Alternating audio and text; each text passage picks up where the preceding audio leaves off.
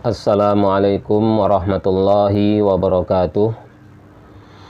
Alhamdulillah, wassalatu wassalamu ala rasulillah wa ala alihi wa sahbihi wa man walah, ma ba'd. Kaum muslimin, para jemaah sekalian, yang semoga kita semua dirahmati oleh Allah subhanahu wa ta'ala. InsyaAllah pada pertemuan yang ke-29 ini kita akan membahas, mengkaji tentang hukum masalah musik. Apakah musik itu haram secara mutlak atau ada rinciannya? Para jemaah sekalian, terkhusus para salafiyin, ketika saudara kita kaum muslimin meyakini bolehnya suatu perkara berdasarkan dalil dan argumentasi ilmiah, sedangkan kita para salafiyin meyakini bahwa perkara tersebut adalah perkara yang haram, juga berdasarkan dalil dan argumentasi ilmiah, maka para jemaah, perbedaan itu tidak ada masalah sama sekali.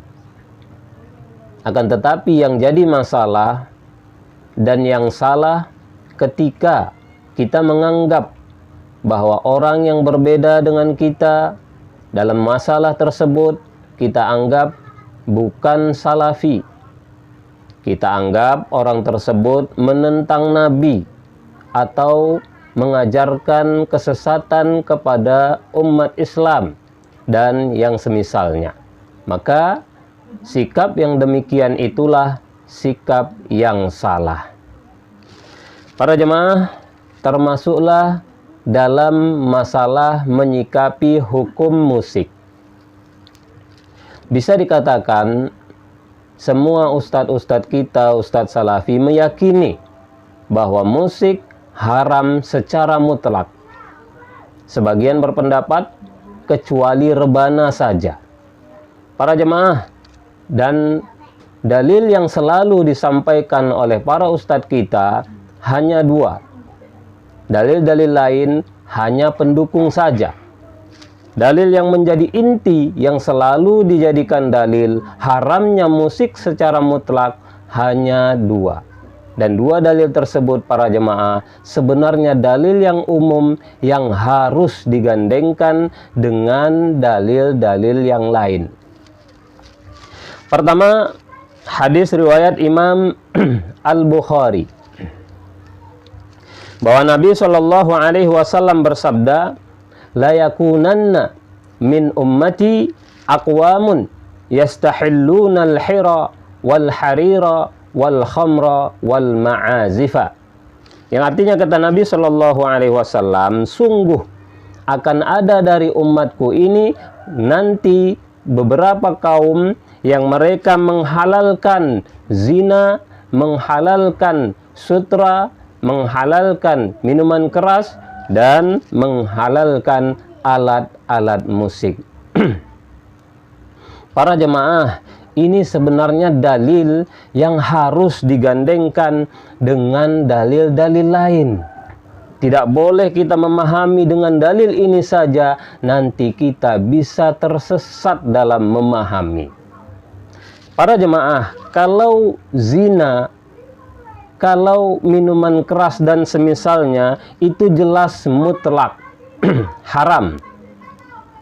Jangankan berbuat zina, mendekat saja kata Allah, wala taqrabuz zina. Jangan kalian dekati perbuatan zina. Melakukan hal-hal yang bisa mengantarkan ke zina saja haram, apalagi melakukan perbuatan zina. Ini jelas mutlak. Begitu juga minuman keras dan semisalnya. Kata Nabi, kullu muskirin haramun. Setiap yang memabukkan itu haram. Ini mutlak para jemaah. Akan tetapi dua hal yang lain, sutra dan alat musik, ini tidak mutlak. Kalau kita lihat kepada dalil-dalil lain, sama sekali tidak mutlak para jemaah. Kalau kita mutlakkan dengan hadis ini saja, kita akan tersesat. Sutra, ternyata bagi wanita boleh. Yang haram itu bagi laki-laki saja. Di hadis ini tidak disebutkan rincian sama sekali, maka hadis ini harus digandengkan dengan hadis lain. Para jemaah, bahkan laki-laki pun tidak mutlak haram sutra. Kalau sedikit boleh. Dalam hadis Muslim kata Nabi, illa maudi'a isbi'aini au thalatin au arba'in. Kecuali sutra itu hanya seukuran 2 jari, 3 jari atau 4 jari. Kalau sedikit boleh bagi laki-laki. Jadi hadis ini harus digandengkan dengan dalil-dalil lain. Begitu juga alat musik. Jadi mengharamkan alat musik hanya dengan dalil ini saja, ini akan menyesatkan atau menyebabkan gagal faham yang sangat parah. Dalam hadis Bukhari, an Aisyata anna Aba Bakrin dakhala 'alaiha wa 'indaha jariyatani fi ayyami Mina tughanniyani wa tudaffifani. Dalam hadis lain, hadis riwayat Bukhari, hadis sahih dari Aisyah, bahwa Abu Bakar pernah masuk menemui beliau, ayah beliau Abu Bakar. Sedangkan waktu itu di sisi Aisyah ada 2 budak perempuan di hari raya, hari Mina. Budak perempuan tersebut menyanyi dan memainkan alat musik, yaitu rebana. Menyanyi dengan alat musik rebana. Wan Nabi sallallahu alaihi wasallam mutaghasyin bi taubihi. Sedangkan waktu itu Nabi menutupi wajahnya dengan kain pakaian beliau. Fantaharahuma Abu Bakrin, maka kemudian sahabat Abu Bakar menghardik 2 budak perempuan tadi. Dalam riwayat lain, riwayat Muslim, kata Abu Bakar, abi mazmuris syaitani fi baiti Rasulillah sallallahu alaihi wasallam, apakah kalian bermain dengan seruling setan di rumah Nabi sallallahu alaihi wasallam? Mendengar itu, fakasyafan Nabiyyu sallallahu alaihi wasallam an wajhihi, Nabi pun menyingkap wajahnya. Faqala, lalu berkata, da'huma ya Aba Bakrin fa innaha ayyamu idin. Kata Nabi, biarkan wahai Abu Bakar, karena ini hari raya. Para jemaah, para salafiyin yang semoga kita semua dirahmati oleh Allah. Ternyata di rumah Nabi ada dimainkan alat musik, ada nyanyian dan alat musik. Para jemaah, kalaulah ma'azif dan duf, rebana, sepakat semua ulama itu adalah ma'azif, termasuk bagian dari alat musik. Para jemaah, kalaulah alat musik itu haram semuanya, mustahil Nabi membiarkan 2 budak perempuan tadi menyanyi dengan alat musik rebana. Dan Nabi sama sekali tidak khususkan para ustadz. Tidak ada indikasi pengkhususan di situ. Ketika Abu Bakar menghardik, Nabi tidak katakan biarkan wahai Abu Bakar, kan cuma rebana. Nabi tidak singgung alatnya sama sekali. Yang Nabi singgung karena ini hari raya penggunaannya. Karena tidak ada unsur maksiat, tidak melalaikan, tidak mengantarkan kepada dosa, lirik lagunya pun tidak ada unsur maksiat, maka boleh, biarkan wahai Abu Bakar, ini raya, agar mereka bisa senang. Para jemaah yang dimuliakan oleh Allah, maka ini dalil yang sangat jelas menunjukkan ma'azif yang diharamkan itu bukan mutlak, tetapi yang tentunya mengajak kepada hal-hal yang dosa. Kemudian ucapan sahabat Abu Bakar, kalimat seruling setan itu bukan berarti haram. Sebagian kita, para ustadz, para salafiyin, menganggap kalimat Abu Bakar itu berarti kok ada yang haram di rumah Nabi. Bukan itu artinya ustadz. Kalau diartikan haram, tentu ini mustahil. Berarti seakan-akan sahabat Abu Bakar tidak beradab. Tentu ini mustahil. Seakan-akan menganggap Nabi tidak tahu yang haram. Nabi ada di rumah itu ustadz. Nabi ada di rumah itu. Kalaulah itu haram, tidak mungkin Nabi diam. Dan tidak mungkin Abu Bakar mengatakan kok ada yang haram di rumah Nabi, seakan-akan menuduh Nabi tidak tahu yang haram. Mustahil. Karena bukan itu maksudnya para jemaah. Lihat kata Imam Ibnu Hajar dalam kitab beliau Fathul Bari. Apa yang dimaksud ucapan Abu Bakar mizmaratus syaiton, seruling setan, yakni al-ghina'a awid duffa. Maksudnya adalah nyanyian atau rebana. Artinya Abu Bakar mengatakan kok ada nyanyian, kok ada musik di rumah Nabi. Itu artinya Ustaz. Karena mizmarus syaiton, ungkapan seruling setan, itu sudah sangat dikenal di zaman itu untuk hal-hal permainan-permainan, nyanyian-nyanyian, hal-hal yang bisa melalaikan, itu diistilahkan dengan seruling setan. Padahal tidak haram. Permainan itu tidak haram, namun bisa melalaikan, maka dikatakan seruling setan. Itu ungkapan saja. Kata Imam Ibnu Hajar, wa idhafatuha ila syaitani min jihati annaha tulhi faqad tushghilul qalba anid dzikri. Adapun disandarkan kepada setan dari sisi nyanyian dan musik tadi bisa melalaikan, bisa menyibukkan hati dari zikir. Kalau sampai lalai, sampai jauh dari zikir, tentu jadi haram. Tapi kalau tidak, tentu tidak haram. Seperti yang terjadi pada Aisyah. Begitu juga Imam An-Nawawi. Dalam kitab beliau Syarh Muslim. Ketika menjelaskan ucapan sahabat Abu Bakar tadi, kata Imam An-Nawawi, fihi anna mawadhi'as salihina wa ahlil fadli tanazzaha 'anil hawa wal lagwi wa nahwihi wa illam yakun fihi ithmun. Dari ucapan Abu Bakar dan hadis tadi menunjukkan bahwa tempat orang-orang soleh, tempat orang-orang istimewa, biasanya itu bersih dari hal-hal senang-senang belaka, dari hal-hal permainan-permainan yang bisa melalaikan, dan yang semisalnya, walaupun tidak terkandung dosa di dalamnya. Jadi nyanyian dan musik tadi para jemaah itu tidak terkandung dosa di dalamnya. Namun tempat orang soleh, orang-orang yang istimewa, orang-orang yang mulia, para nabi apalagi, itu biasanya tidak ada. Makanya Abu Bakar heran, kok ada nyanyian, kok ada musik rebana di rumah Nabi. Biasanya Nabi dan orang soleh yang semisal beliau yang lain tidak ada yang seperti itu. Padahal tidak haram. Itu kata Imam An-Nawawi. Jadi kalimat mizmarus syaiton bukan artinya haram, tapi artinya hal-hal yang tidak bermanfaat, yang bisa melalaikan, atau nyanyian, atau musik, kok ada di rumah Nabi. Maka Nabi beritahu, wahai Abu Bakar, kalau diperlukan boleh, kalau tidak diperlukan tidak manfaat. Begitu para jemaah, bukan haram.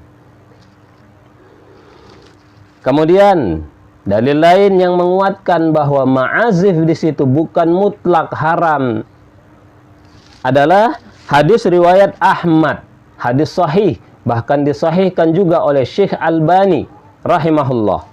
An Nafi'in anna ibna Umar sami'a sawta zammarati ra'in fawada'a usbu'aihi fi udhunaihi wa adala rahilatahu 'anit tariqi wa huwa yaqulu ya Nafi'u atasma'u fa aqulu na'am fayamdi hatta qultu la. Dari Nafi', beliau bercerita bahwa sahabat Ibnu Umar pernah mendengar suara seruling pengembala. Lihat para jemaah. Jadi pendapat yang mengatakan semua musik haram kecuali rebana ini salah, karena bukan hanya rebana, di sini seruling pengembala, tidak ada unsur maksiatnya sama sekali. Kata Nafi bahwa Ibnu Umar pernah mendengar suara seruling penggembala, lalu beliau meletakkan dua jari telunjuknya ke dalam dua lubang telinganya, lalu memalingkan kendaraannya dari jalan tersebut. Jadi para jemaah, suatu hari Ibnu Umar dengan Nafi berjalan naik kendaraan tunggangan. Kemudian di depan sana terdengar suara seruling pengembala. Maka Ibnu Umar menutup dua telinganya lalu membelokkan kendaraannya menjauh dari jalan yang akan dilewati karena di sana ada pengembala sedang main seruling. Kemudian dia bertanya kepada Nafi, apakah engkau masih dengar? Kata Nafi, iya. Lalu Ibnu Umar terus berjalan sampai aku mengatakan aku tidak dengar lagi. Fawadha'a yadayhi wa a'ada rahilatahu. Lalu beliau lepaskan dua tangannya yang beliau tutupkan ke telinga tadi, lalu mengembalikan kendaraannya ila tariqi ke jalan tersebut. Waqala dan berkata, Ra'aitu Rasulullah sallallahu alaihi wasallam, aku pernah melihat Rasulullah sallallahu alaihi wasallam, wa sami'a sauta zammarati ra'in, dan Nabi mendengar suara seruling penggembala seperti tadi. Fasana'a mithla hadza, lalu Nabi melakukan persis seperti ini. Artinya kejadian itu pernah dialami Nabi para jemaah. Jadi Nabi suatu hari dengan Ibnu Umar melewati jalan. Tiba-tiba di depan sana terdengar suara seruling pengembala. Ingat para ustadz, para jemaah, suara seruling pengembala ini tidak jauh. Memang pendapat sebagian ulama ada yang mengatakan itu mungkin jauh. Tidak jauh, tapi berada dekat jalan yang mau dilewati Nabi. Kalaulah jauh, Nabi tidak akan berbelok jalan. Nabi justru memalingkan kendaraannya keluar dari jalur jalan. Karena kalau lewat jalan itu akan dekat dengan pengembala tadi yang sedang main seruling. Dan para jemaah, dan Nabi sama sekali tidak menegur, tidak melarang pengembala itu. Dan Nabi sama sekali tidak mengingkari pengembala tersebut. Ini menunjukkan bahwa seruling tadi yang tidak mengandung maksiat, yang tidak melalaikan, yang tidak ada unsur dosanya, tidak haram Ustadz. Padahal seruling, alat musik. Jadi alat musik tidak haram secara mutlak, kecuali mengandung dosa. Kalaulah itu haram, mustahil Nabi menghindar. Nabi itu para ustadz diutus oleh Allah justru untuk amar ma'ruf nahi mungkar. Kalaulah itu haram, tentu Nabi justru mendatangi penggembala tadi dan menegurnya, bukan malah menghindar. Di sini Nabi menghindar, menunjukkan itu bukan haram, tapi Nabi tidak suka. Persis dengan riwayat Bukhari tentang Aisyah tadi. Nabi tutup kepalanya, Nabi tidak suka. Tapi Nabi tidak larang Aisyah dengan dua budak itu. Dua budak tersebut bernyanyi dan bermain musik. Nabi nggak larang karena tidak haram Nabi, tapi Nabi tidak suka. Begitulah para jemaah. Dan banyak lagi dalil-dalil yang lain. Dan di antara ulama yang menyebutkan bahwa hadis Nafi tadi, dari Nafi Ibnu Umar tadi, menunjukkan bahwa itu musik tidak haram. Kalaulah haram pasti Nabi tegur, Nabi ingkari. Di antara ulama yang menyampaikan itu adalah Imam Ibnu Hazm, ulama besar Ahlus Sunnah. Dalam kitab beliau Rasail Ibni Hazm, begitu kata beliau, kalaulah itu haram pasti Nabi ingkari. Tidak mungkin Nabi malah menghindar. Dalam keadaan pengembala itu berada dekat dengan jalan yang akan ditempuh oleh Nabi. Nah, itulah para jemaah, berarti dalil pertama tadi tidak mutlak. Kemudian dalil kedua yang selalu disampaikan ustadz kita, bahwa musik haram adalah firman Allah dalam surat Luqman ayat 6. Allah berfirman, "Wa minan nasi may yashtari lahwal hadithi liyudilla an sabilillah." Di antara manusia ada yang membeli ucapan yang sia-sia untuk menyesatkan manusia dari jalan Allah. Kata sahabat Ibnu Mas'ud dalam kitab Ibnu Katsir, dinukil oleh Imam Ibnu Katsir, huwa wallahi al-ghina'u. Yang dimaksud lahwal hadis, kata Ibnu Mas'ud, demi Allah adalah nyanyian. Jadi para jemaah, hampir semua ulama ahli tafsir menafsirkan lahwal hadis adalah al-ghina, nyanyian, bukan musik. Tolong para jemaah sekalian, terkhusus para ustadz salafi, telitilah dalam memahami ucapan ulama. Cukup banyak sekali Ustadz Salafi mengartikan ucapan sahabat Ibnu Mas'ud, al-ghina diartikan musik. Antum salah besar Ustadz. Ghinaun itu bukan musik, tapi nyanyian. Nyanyian dengan musik itu dua hal yang berbeda. Antum artikan musik. Demi Allah, bersumpah Ibnu Mas'ud 3 kali. Yang dimaksud lahwal hadis adalah musik, musik, musik. Ustadz, berbahaya sekali Ustadz. Bisa nanti dianggap antum berdusta atas nama sahabat. Tidak pernah Ibnu Mas'ud mengatakan musik. Beliau mengatakan nyanyian. Ghina'un itu nyanyian Ustadz. Tidak ada di kamus al-ghina itu artinya musik, alat musik. Al-ghina'u itu nyanyian. Sedangkan nyanyian, para ulama berulang kali menyampaikan tidak mutlak haram. Karena ayatnya jelas, yang haram itu liyudilla an sabilillah. Jika nyanyian tadi ataupun musik, kalaupun diartikan musik, menyesatkan untuk menyesatkan manusia dari jalan Allah. Kalau itu jelas haram Ustaz. Jangankan nyanyian, jangankan musik, apapun kalau ditujukan memalingkan orang dari agama Allah, haram. Makan-makan pun haram. Kalau tujuannya makan-makan supaya orang nggak sholat, ya haram. Bukan hanya musik, bukan hanya nyanyian. Jadi para jemaah, ini umum sekali. Sama sekali ayat ini tidak bisa dijadikan dalil haramnya musik secara mutlak. Secara tafsir saja, hampir tidak ada ulama ahli tafsir menafsirkan musik. Mayoritas menafsirkan nyanyian.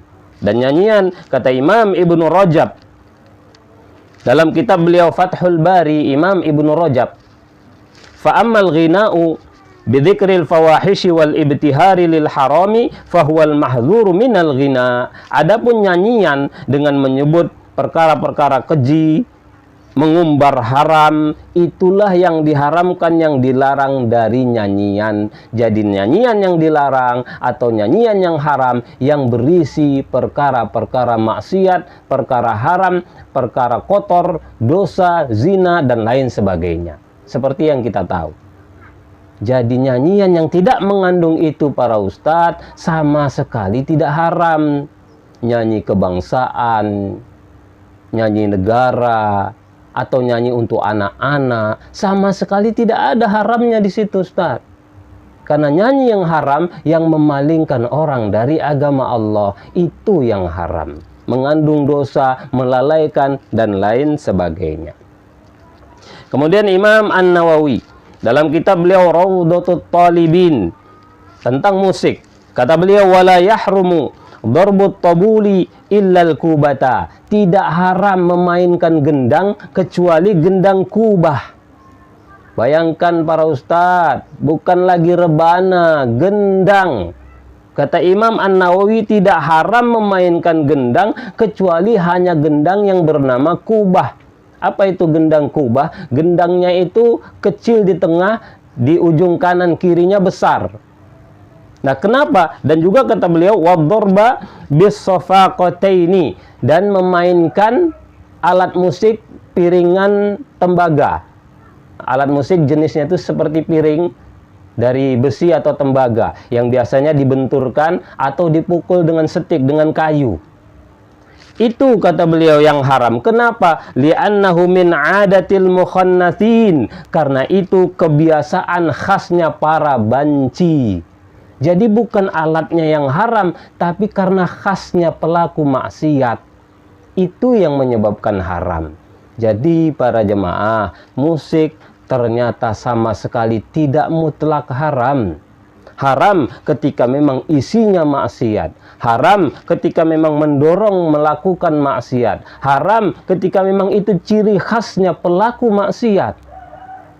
Adapun jika tidak mengandung dosa sama sekali, apalagi ada manfaatnya, tentu tidak haram, tidak makruh, dan sangat dibolehkan. Jadi demikianlah para jemaah. Intinya, dalil yang sering kita sampaikan, ustadz-ustadz kita menyampaikan tentang haramnya musik. Hadis Bukhari, yastahillunal hira wal harira wal khamra wal ma'azif, itu umum sekali, tidak bisa dimutlakkan haram musik. Masih banyak dalil-dalil lain yang sangat jelas bahwa musik tidak mutlak haram. Apalagi ayat lahwal hadis. Lahwal hadis itu nyanyian. Itu pun kalau menyebabkan manusia tersesat dari jalan Allah, baru nyanyian itu haram. Kalau tidak, semua nyanyian yang tidak mengandung maksiat, tidak menggiring kepada dosa, tidak melalaikan dari agama, sama sekali tidak dilarang. Demikianlah para jemaah, kesimpulannya salahlah kita ketika menuduh, ketika ada dai-dai yang membolehkan musik yang tidak mengandung maksiat, terus kita katakan bukan salafi, kita katakan ustadz ini, dai ini menyesatkan manusia, atau kita tuduh dai ini menentang Nabi. Para jamaah, salahlah kesimpulan-kesimpulan tadi. Wallahu a'lam bishawab. Adapun pembahasan yang akan kita bahas berikutnya, apakah ulama salaf sepakat musik haram? Karena ini hampir semua ustadz salafi mengatakan, semua ulama salaf, imam madhab sepakat musik haram secara mutlak. Apakah benar para ustadz? Atau terbalik, tidak ada kesepakatan sama sekali? Insya Allah akan kita bahas pada kajian pertemuan yang akan datang. Allahu a'lam bishawab. Assalamualaikum warahmatullahi wabarakatuh.